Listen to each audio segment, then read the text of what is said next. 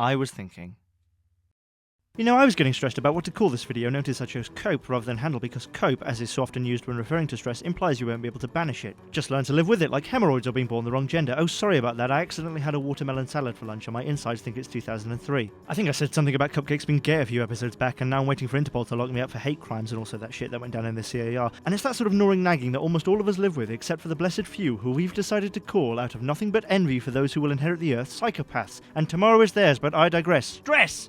Everyone gets it, what with our hectic lifestyle or the fear of there being no God or there being too much God or something to do with quantitative easing, but it is nothing to do with me drinking 5 cups of coffee a day. I do not have a problem. I was worrying the other day because someone said I speak too fast in these videos, which is a bit like saying I'd have a great life if I was born in 1381. Maybe things would have been better for me in 1381. Oh Christ! Yes, the height of the Black Plague and all those hangings of peasant revolutionaries, that's when people would have really gotten me. Stressed is just as that's about backwards. Thank you, moron, and red rum to you, although I hear going to Dunkin' Donuts and buying a family pack to eat in your car is briefly relaxing, and who knows? You might bump into Al Pacino on the way out, cashing in some more of his career. You know, stress is called necessary by some, and surely it is, otherwise we might all be sitting around on deck chairs on the HMS insert name here or ordering gin whatevers and not giving a fuck about anything and generally being happy. As someone who lives with a degree of anxiety between an individual who's got a cocaine problem, bipolar and a very angry mother-in-law, and a double shifting air traffic controller who's just realised he's got a migraine coming on and there's still 15.5 hours to go and he's touching cloth, I can tell you now that all that shit you read about de-stressing doesn't work, or it doesn't work for me. It's the equivalent of someone saying cheer up to a sad-looking donkey having an existential crisis. Why don't I lay down, switch off and let all my thoughts float away? Because I can't do that, Vogue magazine, you glossy rag of illiterate FUD. If I could do that, I wouldn't be desperately reading your somehow not ironic advice in a decompression chamber.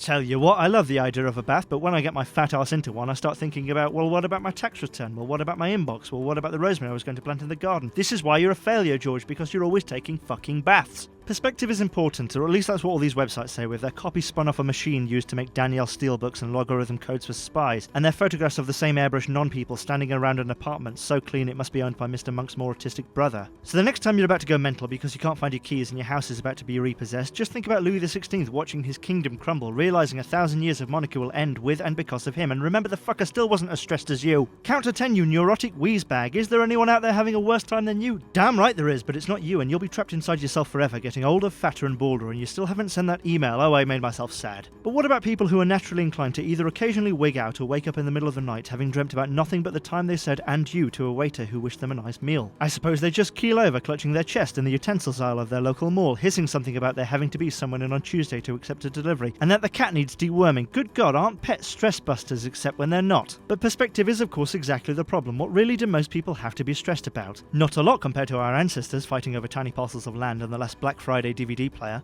No matter what, the day will end, winter will come, the sun will explode, and everything you've ever done or not done will be completely meaningless. It's that sort of talk that keeps me calm, that reminder that it doesn't really matter if I forget to go to my brother's wedding or accidentally tell my boss to eat shit and die. And in flashes come moments of utter serenity where I realise how carefree and smooth my life might be and how I might want to achieve that if it weren't so bloody boring. Why am I half an hour late for everything? Because getting there 10 minutes early means you have to spend time in a lobby waiting for someone to have a shower, not running for an aeroplane. And by God, there is no way you can stick me in a room with nothing to do. That's how people chew off their own hands or get caught doing impressions of Scrooge McDuck. Stress isn't the bad guy, it's your mind occupied by the wonder of the world, or well, maybe it isn't, maybe it's phone wallet keys, and frustration at your inability to get where you actually want to be while watching molasses progress faster. So what I'm really saying, again to quote Michael Winner, is calm your tits. Stress is a symptom, it's your shit life that's the problem.